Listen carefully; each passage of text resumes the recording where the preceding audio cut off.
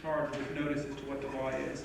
And I would say that something like that operates with the Constitution. In fact, I agree with you, Shirley, that most Americans don't know the details of the Constitution. Whenever they do one of these polls, like would you support the First Amendment, it loses by a pretty strong majority, most times.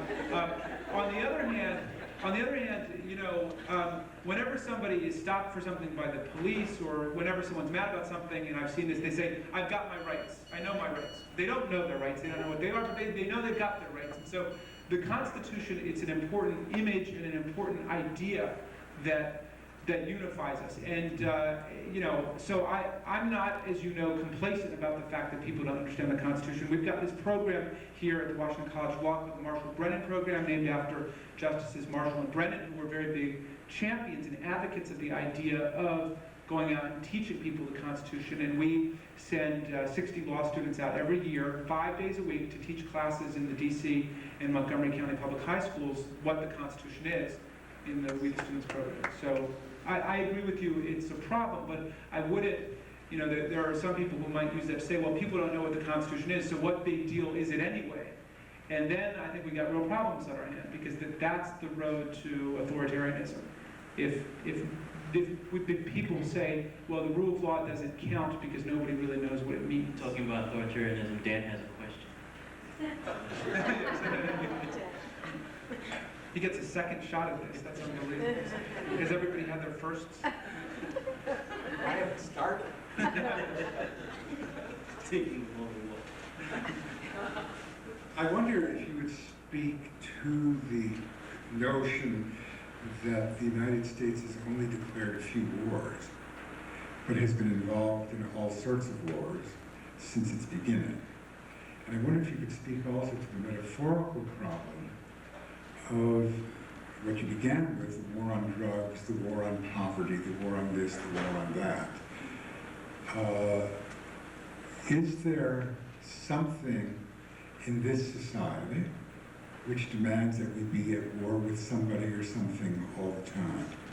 And are you suggesting that at this stage there has to be a change with regard to that conception? Yeah,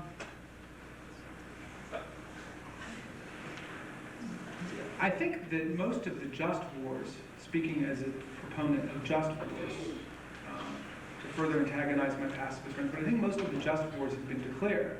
World War II was a war declared by Congress, and I think that the military action in Afghanistan was authorized by Congress in its joint resolution.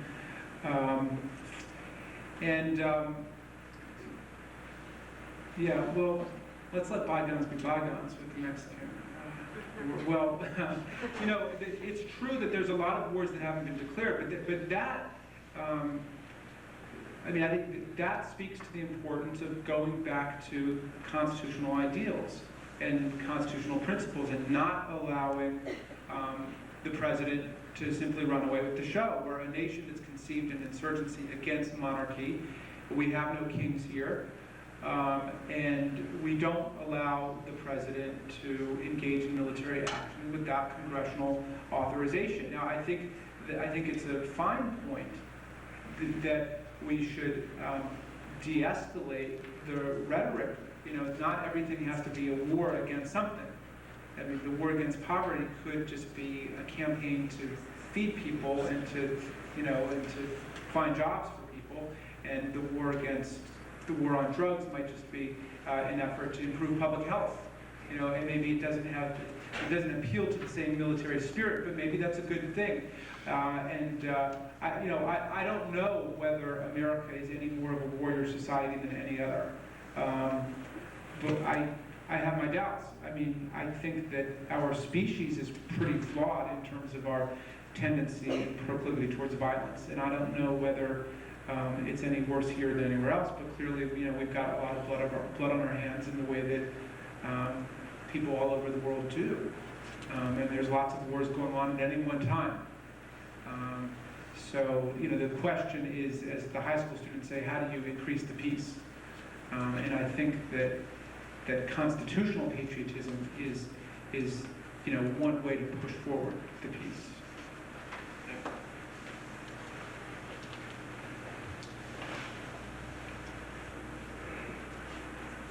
Hi, I'm Perry Frank.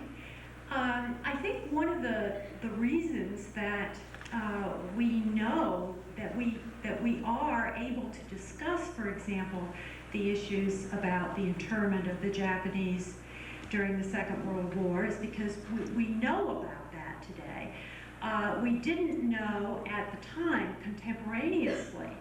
It seems as though we do know more now about what's happening contemporaneously, but yet I wonder if we are getting the full story, and I wonder what you think about the public information, the press, and so forth, and the media openness, and to what degree do you feel that there should be constraints on what is told to the people at a time like this?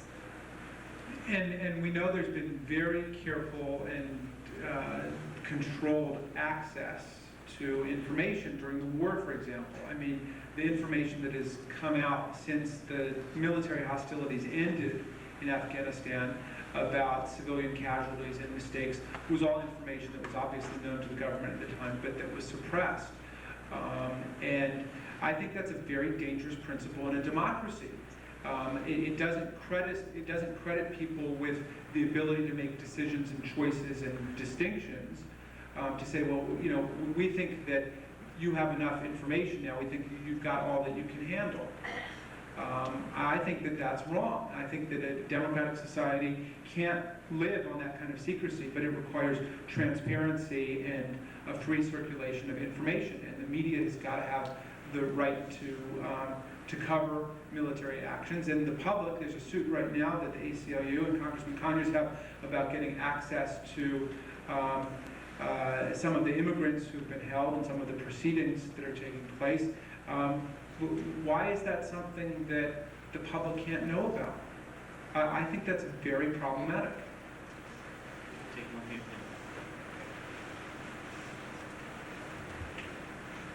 Professor Raskin, aren't civil liberties in the application of those civil rights not set in stone, but constantly having to be rebalanced and shifted, maybe perhaps across the spectrum? And if you don't rebalance those in times of war, when do we? And so I guess, is your argument that they should never be rebalanced, or that you disagree with the particular rebalancing that this administration has done, or they should never become more conservative, always expansion? Well, I think that the Constitution acts as an external constraint on what the legislative and executive branches of government can do. I mean, if the Constitution is just free-floating principles that the court can recalibrate whenever it wants, then the Constitution is not worth much. Chief Justice Rehnquist has a book out now about the civil liberties during wartime, in which he basically concludes that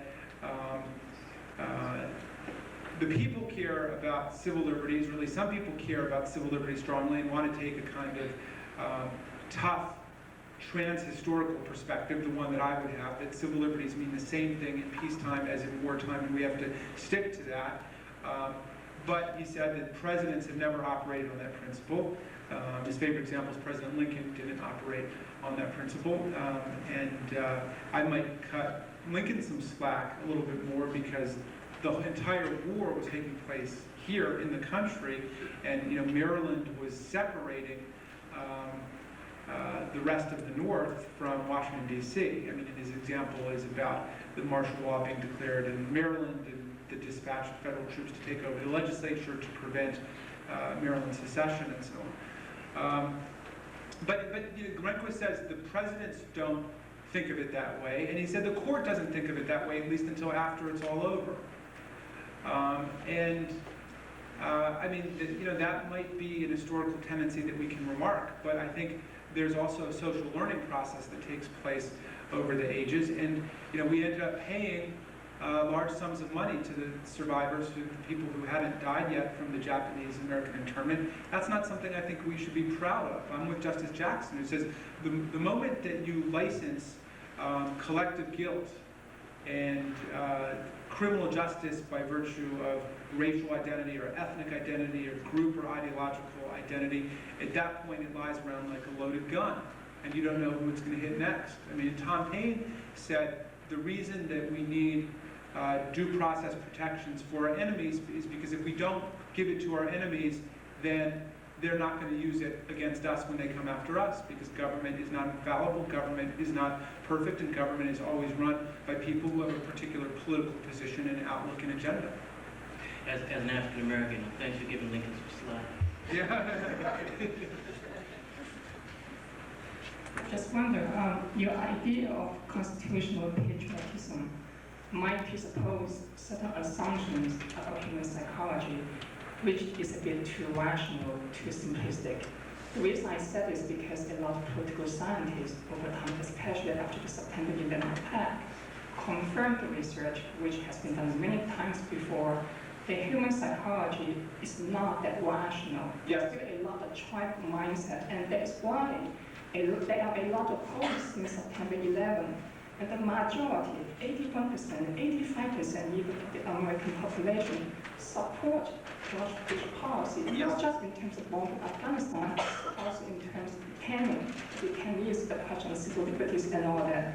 And a lot of political scientists say that kind of mindset is just too rational, too scary, Yes. too constitutional. Ordinary people do not think like that.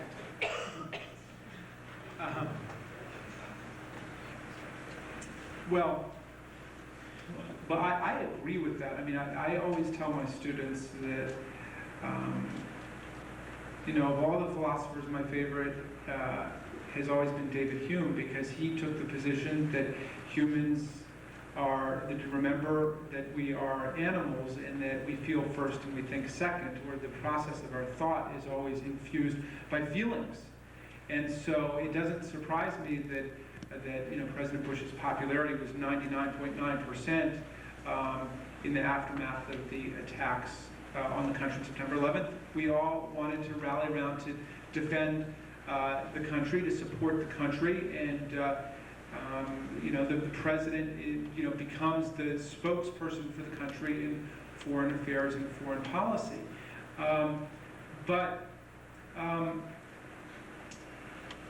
And I also agree with you that the official organs of government, the branches of the national government and state and local governments, are also populated by and managed by human beings, and emotion affects them too.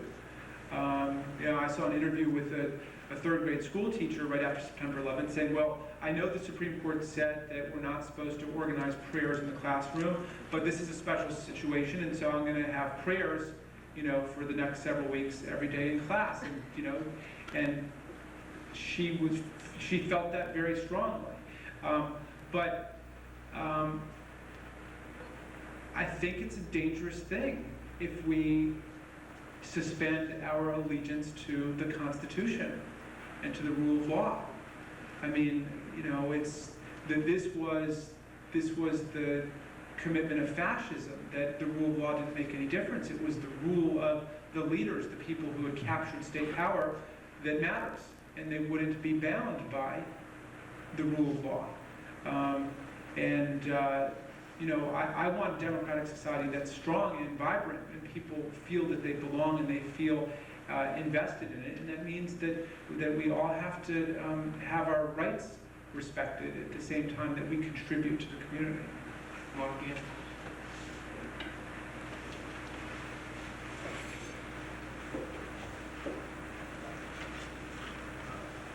Leave it to Jamin Raskin to always have a ray of optimism. I'm not a lawyer, but I was a history major, and I like the constitutional cycle that you have pointed out, the 15th Amendment after the Civil War, the 19th Amendment after World War I, and then the 26th Amendment after Vietnam, that through these dark, perilous times, something good is going to come out that guarantees rights to people that don't have it. But I'm not, Jamie, the optimist that you are. You held out the faint hope that the rights of the citizens of the District of Columbia, who are excluded from American citizenship, that something would come out of that. I mean, we have the contradiction of members of, the hypocrisy and contradictions of members of the DC National Guard guarding Capitol Hill, and we don't have the right to vote, but they're guarding that institution. I mean, that sums it up in its entirety. I'm interested in scenarios.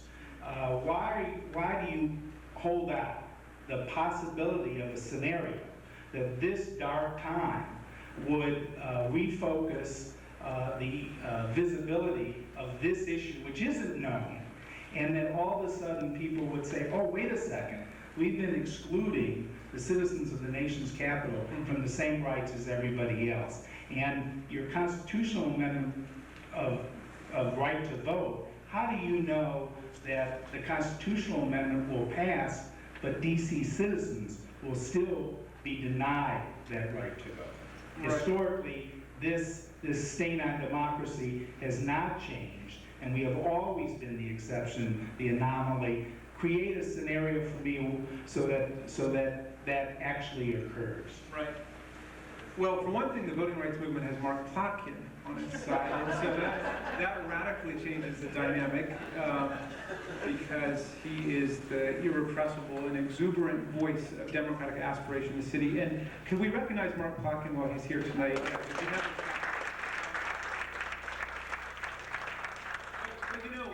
But this is something, and I know that the attacks on September 11th were really in Virginia, not in DC.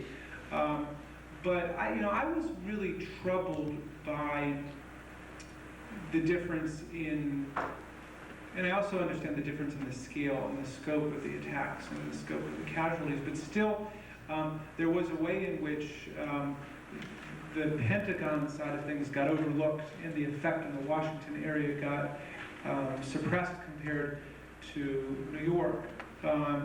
And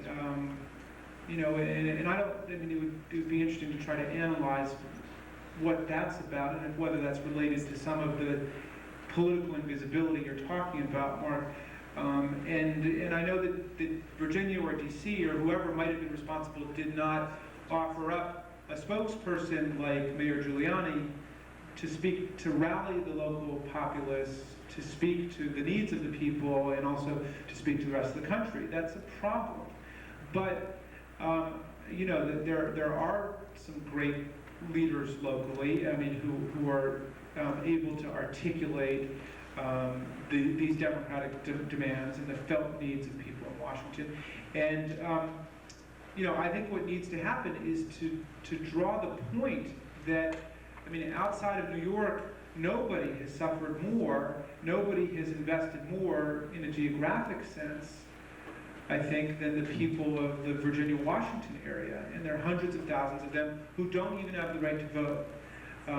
And so, the way these movements work, and I know because I've looked a little bit at the history of the founders of our law school, the Washington College of Law, Ellen Spencer Mussey and Emma Gillette, and these were, they came from families of abolitionists. They went to Howard Law School, and then they created the first law school on earth for women here at the Washington College of Law.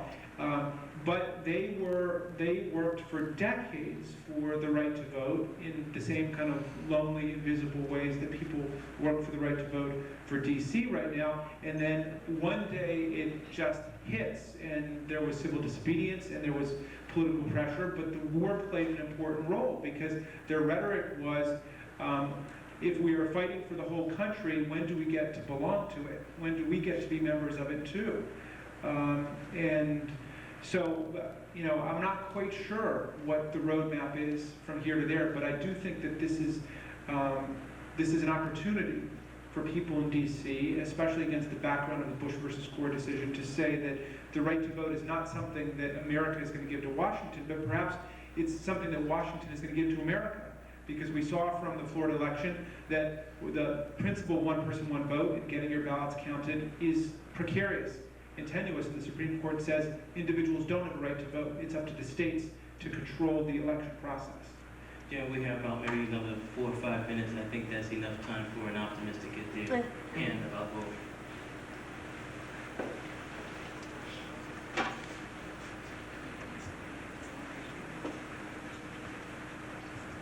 Good evening, my name is Adam Lezeski. I'm hearing words tonight like we're at a warrior state, and I'm hearing words or comments like campaigns that patriotism should be a harmonizing force against all oppression. Yet, shouldn't the word patriotism really be, isn't that a little bit narrow? Should we say more constitutional Americanism? Because currently in our country, we jump forward when we talk about patriotism after September 11th regarding terrorists that are fanatical in religion. Yet in the last 100 years, we have right-wing Christian Brotherhood, Aryan people killing blacks. Isn't that not terrorism? And why does this have to happen for us to look at patriotism? Why can't we talk about constitutional Americanism and about what it is to define ourselves first and not be so arrogant as a beacon of hope for the rest of the world? Because in a way, a lot of people I hear when I travel, we're not necessarily a beacon of hope or light for a lot of people in the world. I was wondering what your thoughts are on that, and shouldn't maybe we talk about more constitutional Americanism? Well, that's fine, except that I was trying to use patriotism in the more international sense. That is, that our patriotism does not have to be defined in an exclusive and adversarial way against patriots in other countries. I mean, one vision of patriotism is that we want ourselves to be patriotic, but we don't want people to be patriotic in other places. And so, and maybe it's just a semantic thing, but if we talk about patriotic Americanism or nationalist Americanism, that to me feels much more ethnocentric. Whereas if you go back to the Tom Paine idea, the Americans, that we don't want anything for ourselves that people all over the world don't want, in terms of the liberties and the pursuit of happiness and a decent level of provision for everyone and a decent way of life. So I, far from trying to set it up as an exclusionary or ethnocentric thing, I think I was trying to set it up as an internationalist thing. Not because I think our nation is perfect or it's been perfect, but it's because we have a structure and a framework in our Constitution that has allowed people who've been excluded and oppressed to struggle for more freedom and more equality, so that we're much better off now than we were 50 years ago, and we were better off than we were 50 years before that, and so on. And so it's the trajectory of democratic inclusion that gives us constitutional hope. We'll take the last question.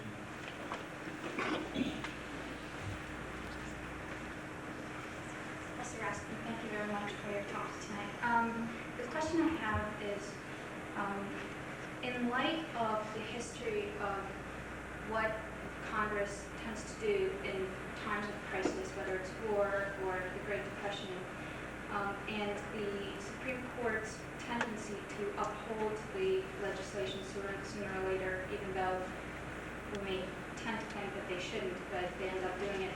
What is your prediction if the Patriot Act of 2001 gets passed into law the way it is now? Once it gets challenged in court, do you think the court will uphold it?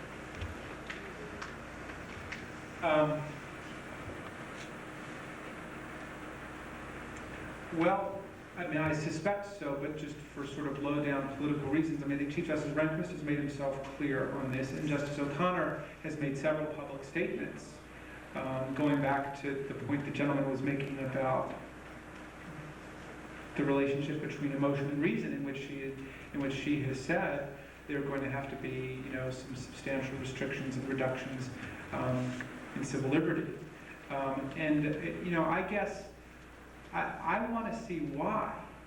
I mean, the constitutional analysis I always force my students to go through when we're talking about a burden on due process or equal protection or the right to speak is, what is the government's compelling interest for overriding what is written as a categorical boundary in the Constitution?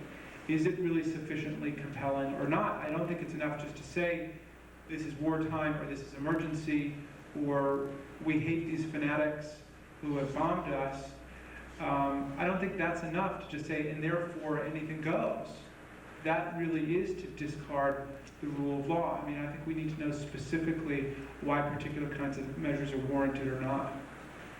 Professor Raskin, I want to thank you for your wisdom and taking time out to be with us in the salon, where we talked about civil liberties, democracy, and the meaning of patriotism. This is a program that is brought to you by the Humanities Council of Washington, D.C. It's part of our Art of Association project. You can learn more about this by picking up information outside and going to our website. Our next salon will be April 25th at the Wilson Building, and tentatively confirm Jim Vance as being our guest. So thank you all, and safe journey home.